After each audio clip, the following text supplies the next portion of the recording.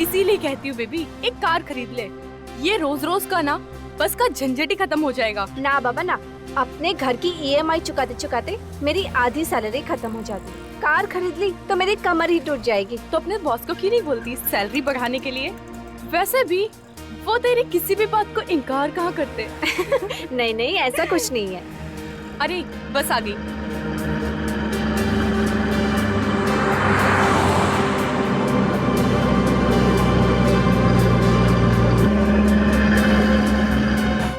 अरे बस वहाँ क्यों रुक गई? इसका स्टॉप तो यहाँ है ना? पता नहीं, चल चल के देखते हैं। चल चल।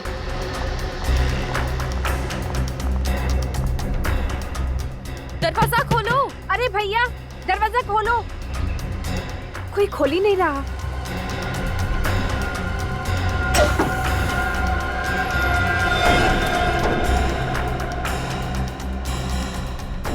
ये बस में इतनी गंदी बदबू कैसी? सबके सब सो रहे हैं क्या? चक्कर क्या है, कुछ समझ में नहीं आ रहा। उदय, उदय,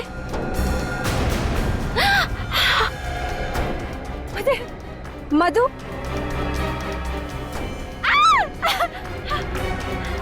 ओह गॉड, ये सब लोग तो मर चुके हैं।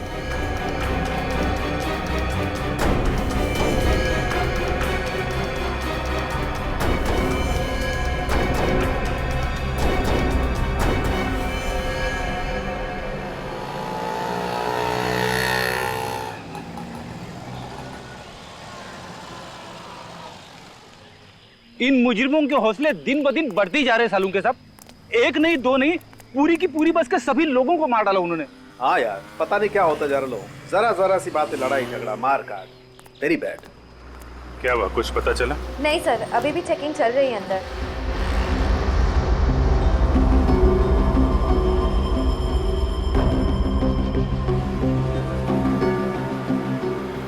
सर 2 लड़कियां बची लेकिन बेहोश हैं।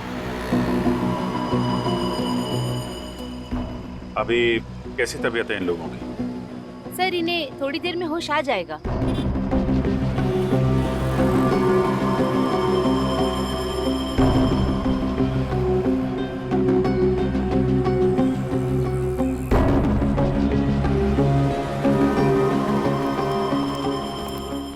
क्या पता चला? अंदर रेडिएशन है क्या? नहीं, किसी तरह के रेडिएशन नहीं है। मैंने अच्छी तरह से चेक किया। इसका मतलब हम लोग अंदर जा सकते हैं? जी जा सकते हैं आप। Thank you.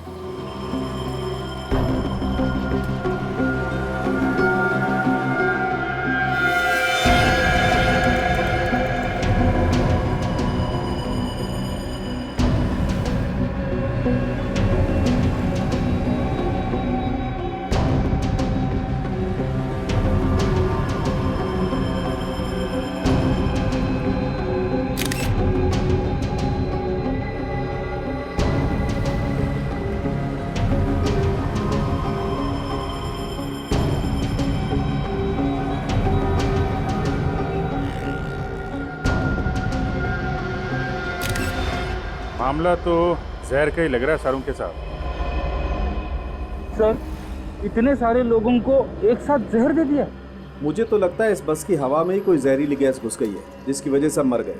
सालुंके साहब, आपको क्या लगता है ये कौन सी गैस हो सकती है? अब ये तो टेस्ट करने के बाद ही पता लगेगा कि कौन सी गैस है।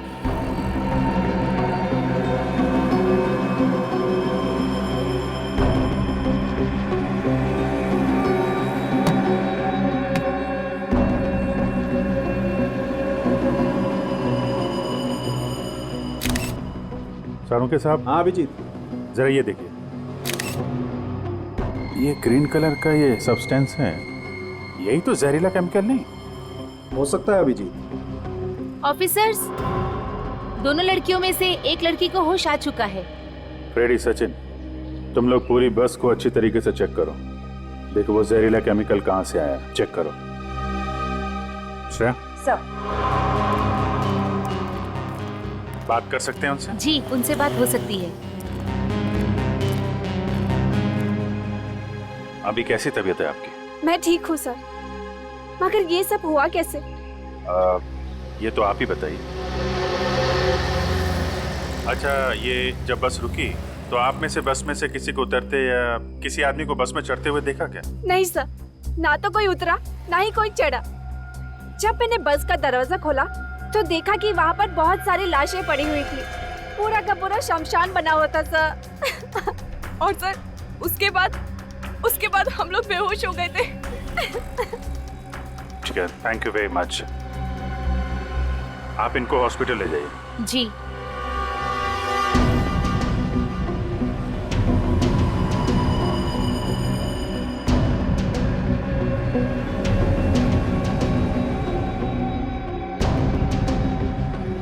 जी डॉक्टर साहब, कुछ पता चला क्या? हाँ अभिजीत, ये देखो, जहर ने चमड़ी पर अपना असर दिखाना शुरू कर दिया है। सबकी चमड़ी पर हरे हरे दाग आना शुरू हो गए। देखो,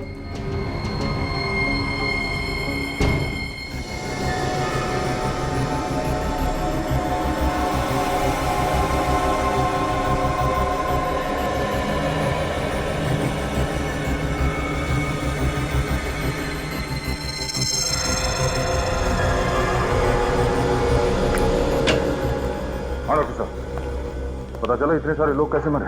हाँ दे, मैंने टेस्ट कर लिया।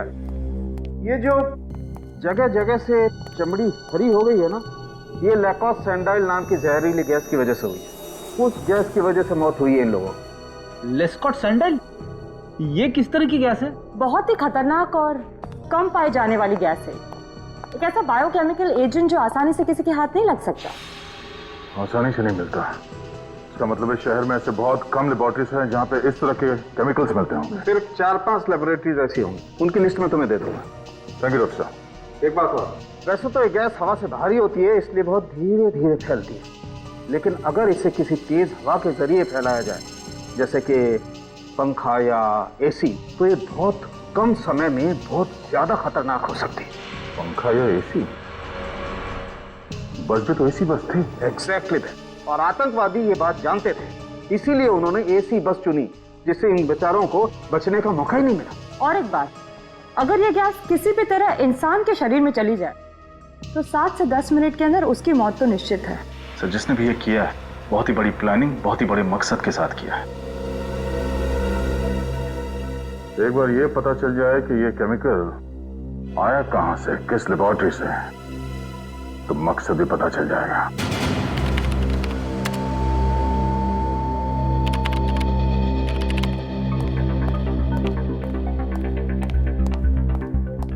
अभिनीत, क्या पता चला?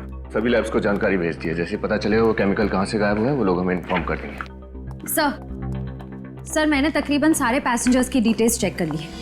किसी का भी आपस में कोई संबंध नहीं है। सभी लोग अलग अलग जगह काम कर रहे थे। कोई बैंकर था, कोई डॉक्टर था, कोई अकाउंटेंट था। अगर एक चीज उन सब में कॉमन थी तो सिर्फ ये कि वो उसी बस में ट्रैवल कर रहे थे। मुझे तो लगता है इसके पीछे किसी आतंकवादी संगठन का हाथ है जो लोगों में दहशत फैलाना चाहते हैं। आतंकवादी संगठन? सर, बॉम्ब ब्लास्ट के बाद ये कौन सा नया तरीका अपना लिया इन लोगों ने? अभी तो सिर्फ बस में हुआ है, कल को शहर में कहीं भी हो सकता है, किसी भी भीड़ भाड़ वाले इलाके में। सर, डॉक्टर सालुंके कह रहे थे कि वो केमिकल हवा से फैलता है। हो सकता है वो केमिकल बस के एसी के जरिए फैलाया हो सकता है, और ये भी हो सकता है कि उसने किसी बैग के अंदर वो चीज रखी हो। हाँ सर, और वो बैग बस में रख के अगले स्टॉप पे उतर गया होगा। वो बस के टिकट की मशीन लेके आओ, देखो कितने लोग चढ़े थे बस के अंदर। सर ये भी तो हो सकता है कि वो आतंकवादी सुसाइड स्क्वाड का हो और पैसेंजर्स के साथ वो खुद भी मर गया हो सकता है। बस के अंदर जितने लोग मरे थे सबकी बॉडी की शिनाख्त हो गई? नहीं सर, अब भी कुछ बाकी है। सर, कुल मिला के 35 लोग चढ़े थे बस में। 35 लोग, और हमें लाशें मिली हैं 22 लोगों की। मतलब 13 लोग बस से नीचे उतरे हैं। और सर, जहाँ से बस शुरू हुई थी वहां से लेकर तिलक नगर जहाँ बस मिली, टोटल 5 बस स्टॉप्स हैं। तो इन 13 लोगों के बारे में पता लगाते हैं। उन 5 बस स्टॉप में उतरे थे। बस को अच्छे तरीके से चेक करना होगा, और बस के अंदर जो बैग मिले थे उनको भी छान मारते हैं।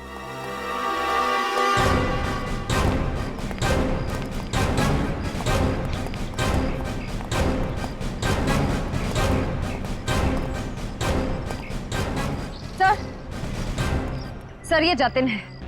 गाड़ियों के पुर्जे पुर्जे की अच्छी जानकारी है इसे। जतिन, बस का एसी अच्छी तरीके से चेक करो, देखो कोई छिड़कानी तो नहीं की गई। Okay sir.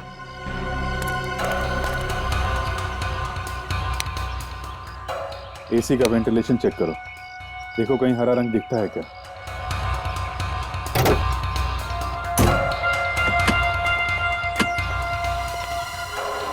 सारा सामान ध्यान से चेक करना।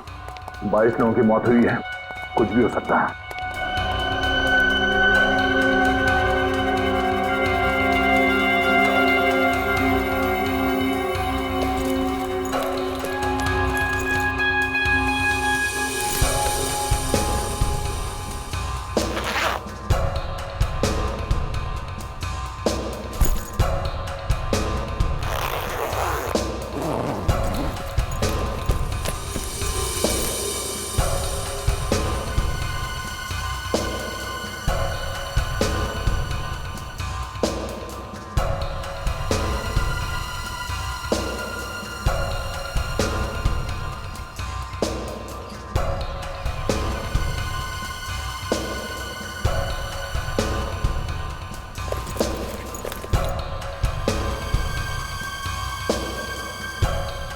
एक मिनट, इस परफ्यूम के बॉक्स में ऐसा गड़बड़ हो सकती है। यहाँ देना।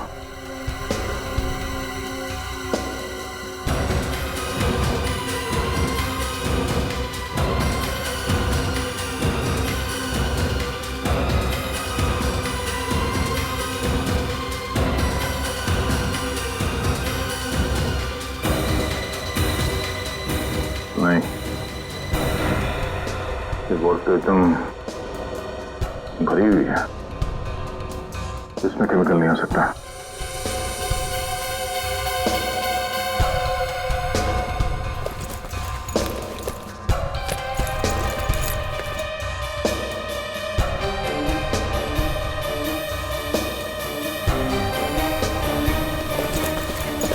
सर इन बैग्स में तो कुछ नहीं है सर, इधर भी कुछ भी नहीं मिला। नहीं सर, कुछ भी नहीं है।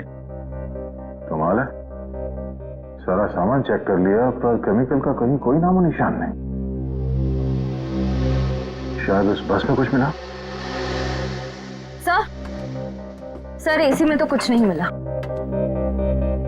कमाल है, बस में अगर नहीं है तो वो जहरीली गैस आई तो आई कहां से? वो एयर फिल्टर चेक किया? यस सर, कुछ नहीं मिला उसमें भी। एसी के जरिए अगर वो जहरीली गैस नहीं आई है बस के अंदर, तो फिर गैस आई कहां से?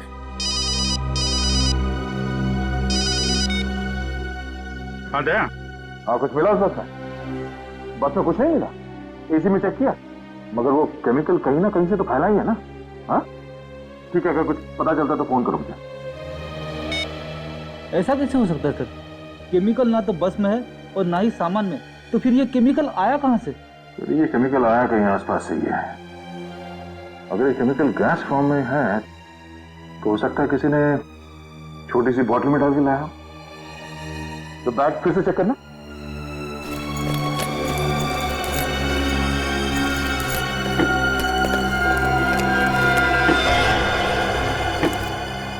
सर इस बैग के अंदर कुछ है। नहीं पूछो।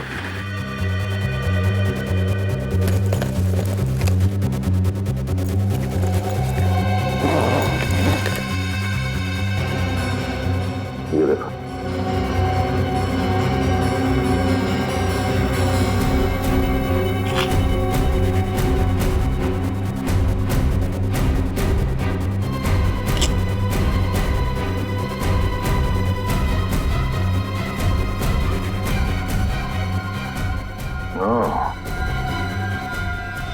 तो ये है वो बॉटल जिसमें केमिकल रखा गया था।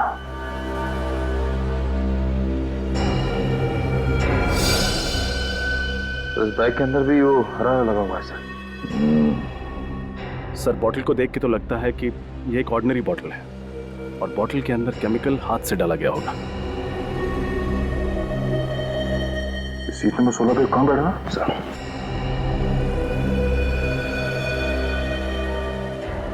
सर सीट नंबर 16 पे वो राजेश है सर। राजेश?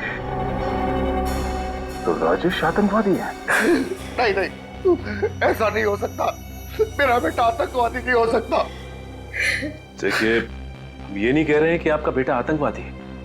हम तो सिर्फ ये कह रहे हैं कि आपके बेटे राजेश के बैग में से हमें वो जहरीली केमिकल वाली बोतल मिली। नहीं, जरूर किसी ने ये बोतल मेरे राजेश के बैग में रख दिया होगा। मेरा बेटा तो बहुत सीधा साधा था सर।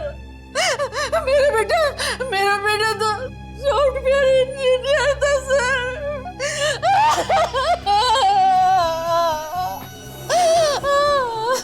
सर विश्वास कीजिए, वो ऐसा नहीं हो सकता।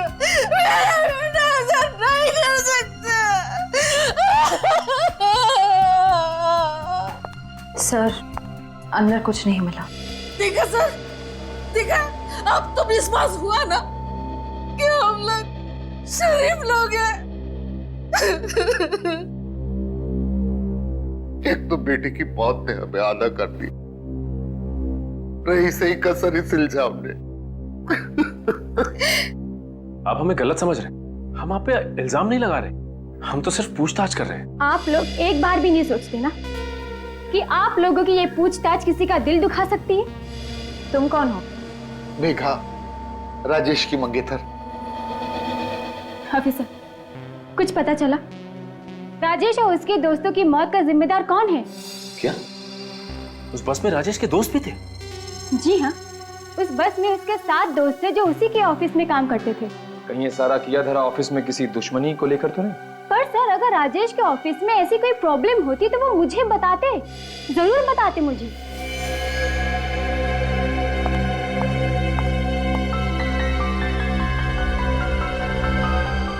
ये अस्थमा का पंप किसका है? राजेश का। क्या राजेश को अस्थमा था? हाँ सर, बहुत सीरियस अस्थमा था। अच्छा, ये अस्थमा के मरीज तो इस तरह का पंप हमेशा अपने पास रखते हैं ना? जी। लेकिन सर, हमें राजेश के बैग में या उसकी जेब में कोई अस्थमा का पंप नहीं मिला था। ये कैसे हो सकता है सर? मेरा बेटा राजेश बिना अस्थमा पंप के घर से बाहर ही नहीं जाते थे। ये तो एक्स्ट्रा है, इमरजेंसी के लिए घर में रखा है। कहीं ऐसा तो नहीं कि वो बैग राजेश का था ही नहीं, बल्कि बदल दिया गया था? हाँ सर, खूनी बैग बदलकर तिलक नगर से एक बस स्टॉप पहले, यानी कि श्याम नगर के बस स्टॉप पे उतर गया होगा। अभिजीत, अंदाजा बिल्कुल सही निकला। वो जहरीला केमिकल इस बोतल से ही छोड़ा गया है। सर, इस छोटी सी बोतल में 22 लोगों को मारने की क्षमता है। अकल बड़ी की भैंस। अबे, कौन सी सोच में डूब गया? भैंस बड़ी होती है ना। देख, अकल तो छोटे से सिर में भी रह सकती है, मगर भैंस को रखने के लिए इतने बड़े तबेले की जरूरत पड़ती है। सर, सही बात है। छुट्टी हो गई, पहले एक था, अब 2 हो गए। सर, ये काम कैसे करता है? देखो, ये बटन एक तार के जरिए इस बैटरी से जुड़ा हुआ है। जैसे ये बटन दबाया, ये तार गर्म होने लगा। इतना गर्म हो गया कि बाद में ये डिस्कनेक्ट हो गया, टूट गया। और जब ये जलने लगा तो धीरे धीरे इसके अंदर की गैस बाहर निकली और उसने तबाही मचा दी। ये बटन दबने और गैस निकलने के बीच कितना टाइम लगता है डॉक्टर साहब? 60 से 90 सेकेंड। मतलब राजेश के पास 90 सेकंड थे बटन दबा के भागने के लिए। सर, फिर तो ये राजेश तिलक नगर से एक स्टैंड पहले ही उतर सकता था, फिर भी ये बस में क्यों बैठा रहा? ये राजेश सॉफ्टवेयर इंजीनियर था ना? हाँ सर, किसी MRP कंपनी में काम करता था और महेश नगर में रहता है। सर, मैंने शहर की सारी लैब्स में पता कर लिया, कहीं से भी किसी भी केमिकल की चोरी नहीं हुई। कहीं से भी नहीं चुराया गया, तो फिर वो खतरनाक केमिकल राजेश के बैग में आया कहां से?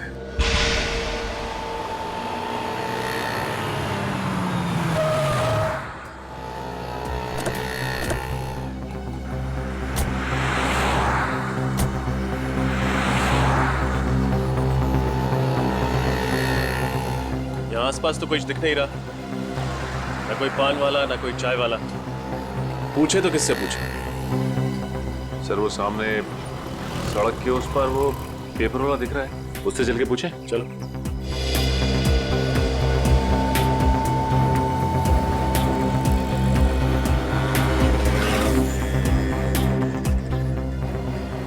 सुनो जरा, तुमने कल सुबह 8:30 से 8:45 के बीच किसी आदमी को इस बैग के साथ देखा था वहां बस से उतरते हुए? 8:30 और 9 के बीच? अरे हाँ साहब, 8:30 और 9 के बीच एक क्या मस्त शूटिंग चल रही थी साहब। अब उसको छोड़ के कोई ये हैंडबैग देखेगा क्या?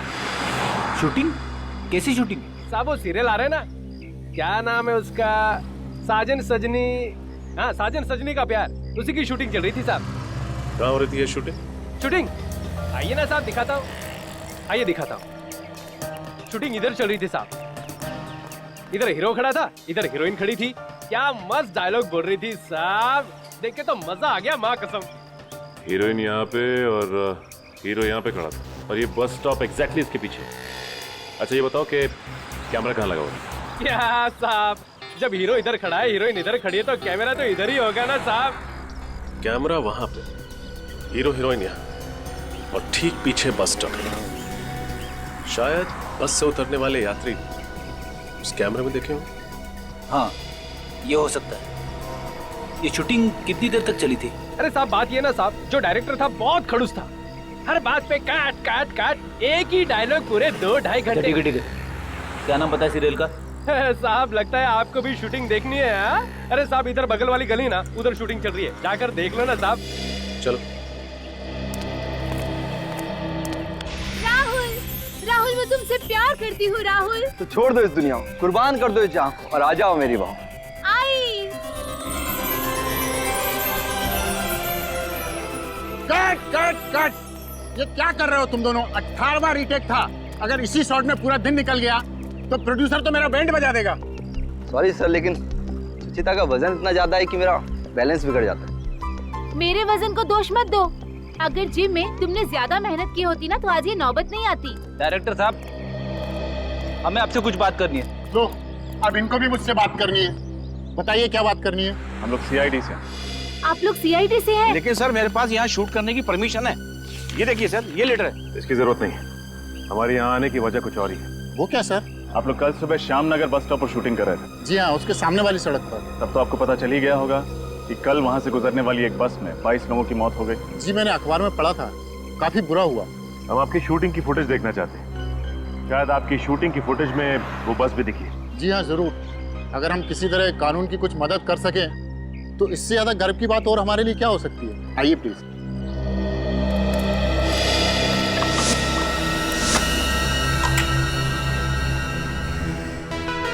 तो हमारे पास दो ही रास्ते हैं।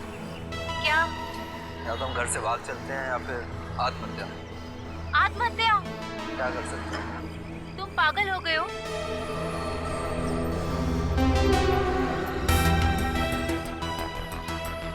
एक सेकंड पॉज करो।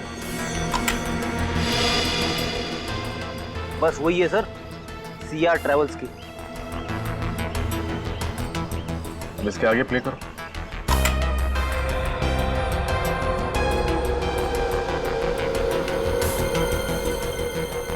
पॉज करो। अरे इसके हाथ में भी बिल्कुल वैसा ही बैग है जैसा राजेश का था।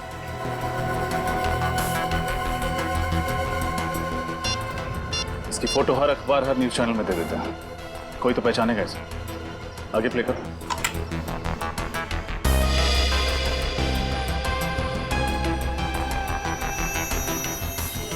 ये आदमी सड़क से गली के अंदर गया हमें। चलो गली में चलकर देखते हैं। इसी गली में घुसा था ना वो आदमी? हाँ, गली तो यही है। अरे लेकिन ये गली तो वहां जाके खत्म हो जाती है, डेड एंड है वहां पे। हो सकता है वो इन्हीं में से किसी बिल्डिंग में रहता हो या यहाँ आया हो। एक काम करो, तुम लोग बिल्डिंग्स पे जाके पूछताछ करो, तब तक मैं रास्ते के आदमी से पूछता हूँ।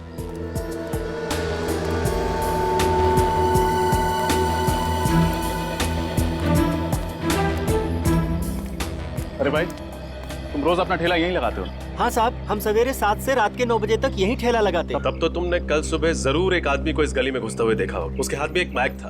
आप CID। कल सवेरे साहब? हाँ, 8:30 से 8:45 के बीच में। नहीं साहब, हमने नहीं देखा। सर, बिल्डिंग के सारे वॉचमैन से पूछताछ की सर। उनका कहना है कि उन्होंने किसी बैग वाले आदमी को नहीं देखा है और ना ही ऐसा कोई आदमी बिल्डिंग में रहता है। कमाल है, आगे रास्ता बंद, किसी बिल्डिंग में गया भी नहीं, तो फिर वो इस गली में घुसा क्यों?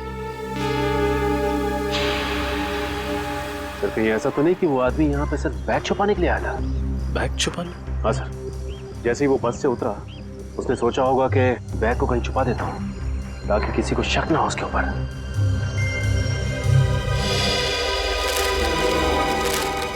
हाँ सचिन, सुनो, कल तुम्हें इस डिब्बे में कोई बैग मिला था? नहीं साहब, कल तो मैं बीमार था साहब, कल मैं आया नहीं था साहब। इसका मतलब कल का कचरा अभी भी इस डिब्बे में ही होगा। चेक करो।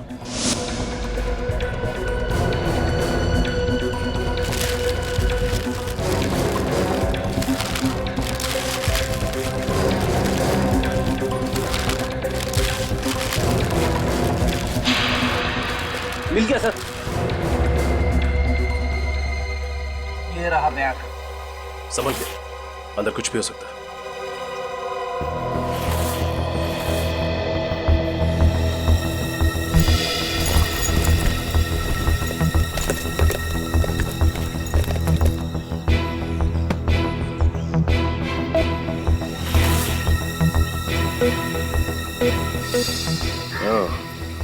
ये रहा राजेश का अस्थमा पंथ। ये बैग राजेश का ही है। सर, डॉक्टर तारिका को राजेश के बैग के ऊपर से एक खास आदमी की उंगलियों के निशान मिले। अच्छा, कौन है वो? सर, मुन्ना नाम का पुराना मुजरिम है। 2 साल पहले गन्स की स्मगलिंग में पकड़ा गया था। मुन्ना? पंकज, अपना डाटा चेक करो, निकालो इस मुन्ना का इतिहास। मुन्ना? सर, मुन्ना ने काफी प्लानिंग की होगी इस सब के लिए। राजेश पे नजर रखी होगी और ठीक राजेश के जैसा ही बैग बाजार से खरीदा होगा ताकि उसे बदला जा सके। सर, ये देखिए सर, स्मगलिंग के अलावा मुन्ना सुपारी लेके खून भी करता है, मगर इसका कोई एड्रेस नहीं है। सर, एक हरिया नाम का आदमी भी काम किया करता था इस मुन्ना के साथ। मैं जानता हूँ इसे, बाद में वो खबरी बन गया। वेरी गुड, फोन लगाओ इस हरिया को, पता ठिकाना मिलेगा इस मुन्ना का। यस सर, ये मुन्ना तो सुपारी किलर है, फिर ये आतंकवादियों के साथ कैसे मिल गया? पैसे को लालच दिया होगा, बन गया सुपारी किलर से आतंकवादी। सर, इस मुन्ना का पता चल गया सर। कहाँ है? पीपटवाड़ी में कहीं अपना अड्डा बना के रखा है इसने। पीपटवाड़ी? इस मुन्ना बेटा को लोरी सुनाने का टाइम आ गया है। मुन्ना एक आतंकवादी है, संभाल के, कुछ भी हो सकता है।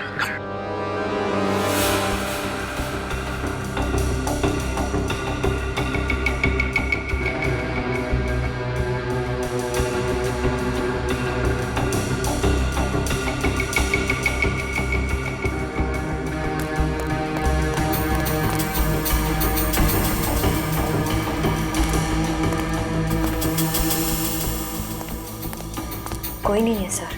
कोई नहीं?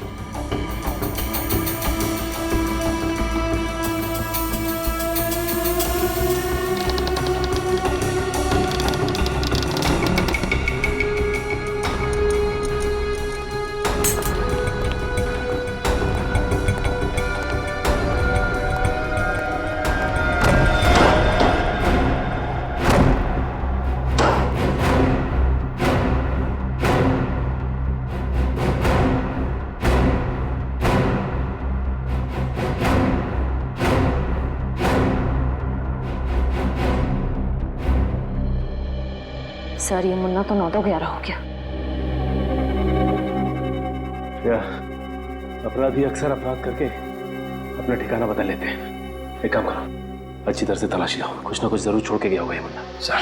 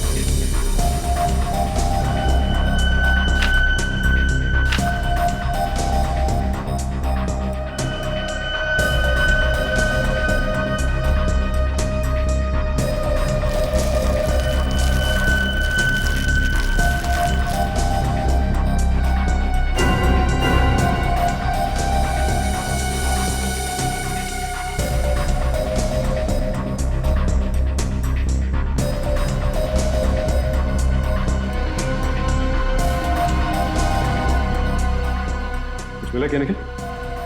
इस नोटपैड पे कुछ लिखा गया था पर कुछ दिख नहीं रहा है साहब। उठाओ इसे, देखो कुछ काम का है क्या? सर सर बस का टिकट मिला है।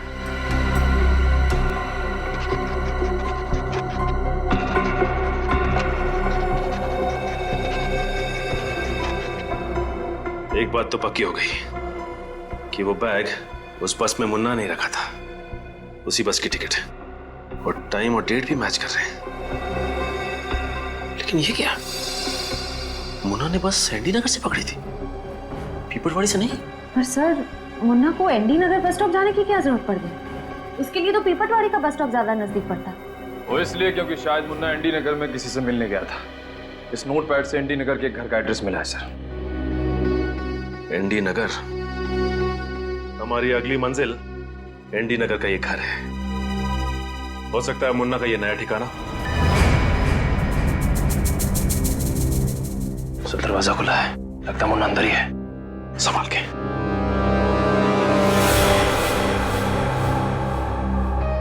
सर शराब की बू आ रही है।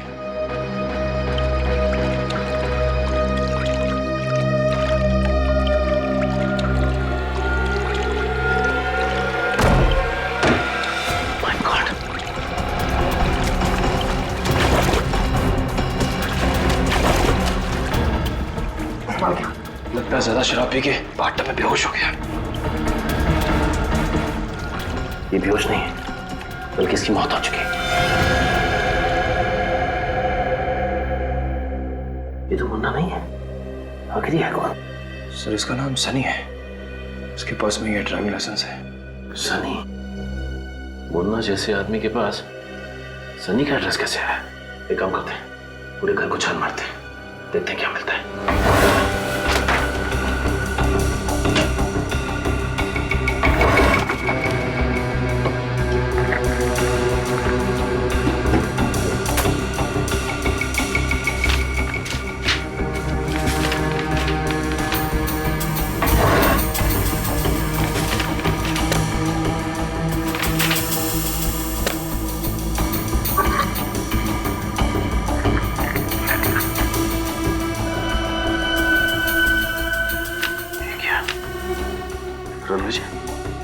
ये भी तो उस बस में था ना, इसकी भी तो मौत हो चुकी है। सर फोटो देख के तो लगता है कि ये सनी और रणविजय एक दूसरे को जानते थे और लगता है गहरे दोस्त भी थे।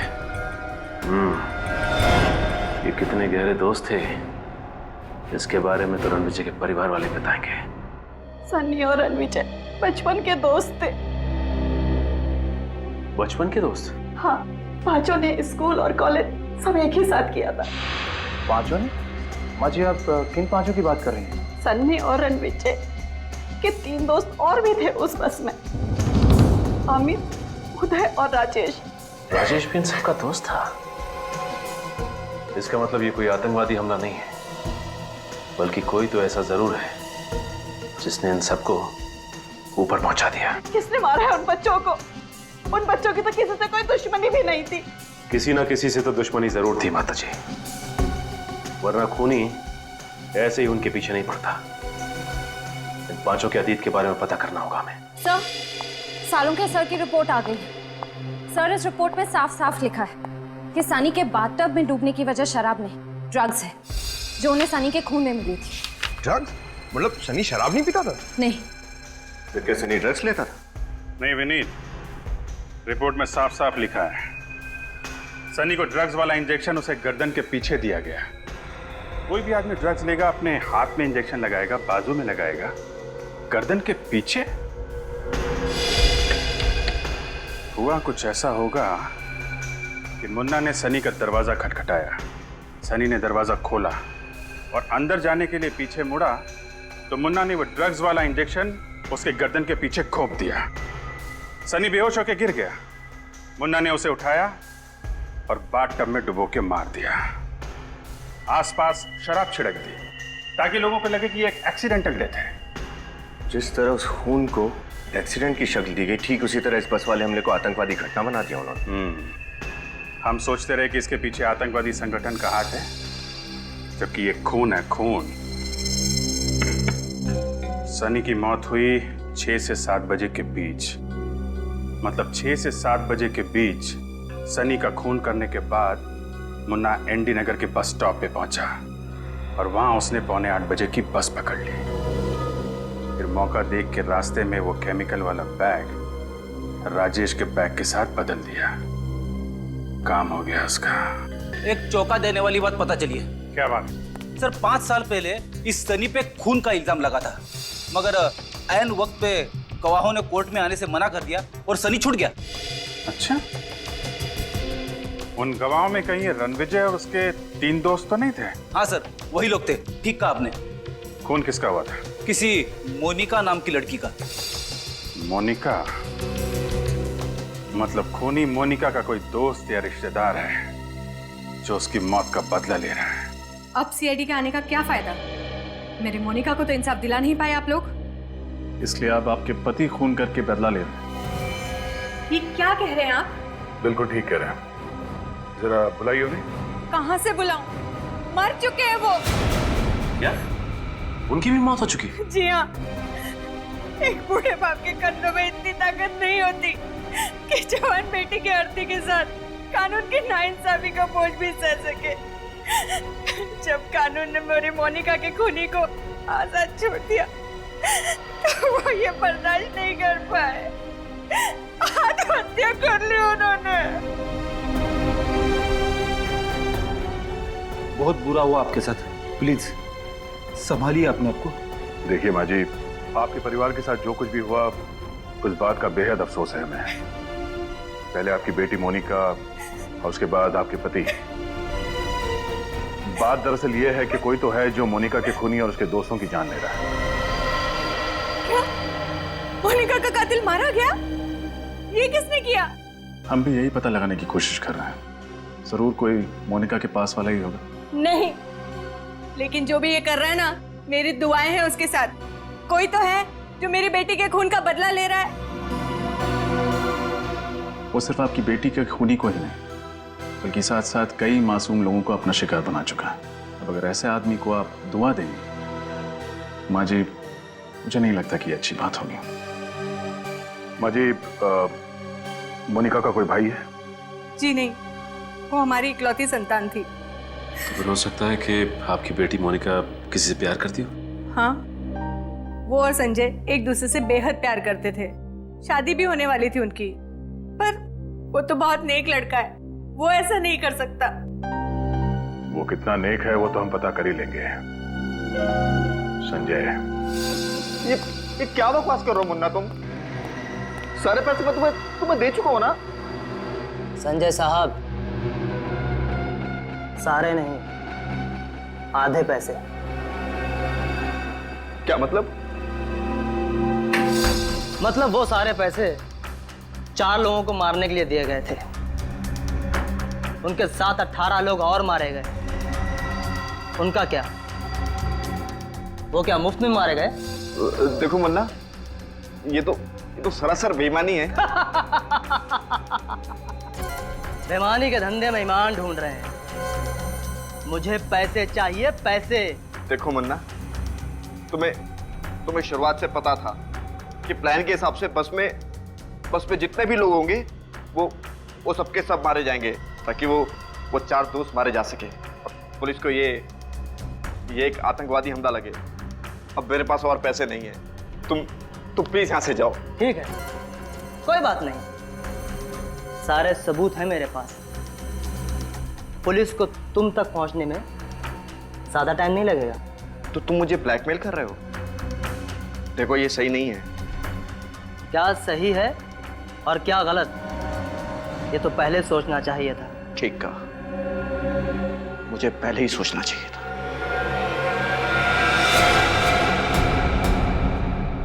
ये क्या करे संजय? मुझे मत मारना।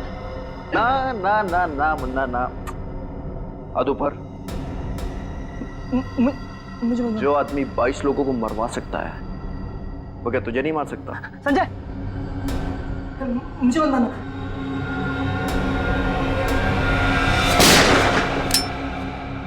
सीआईडी,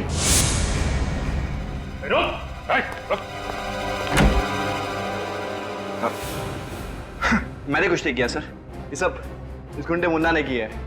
बताइए, बस में बैठे लोगों को मार दिया इसने। हमें पता है तुमने ही किया ये सब। मोनिका के खून का बदला लेना चाहते थे ना तुम? नहीं सर। नहीं?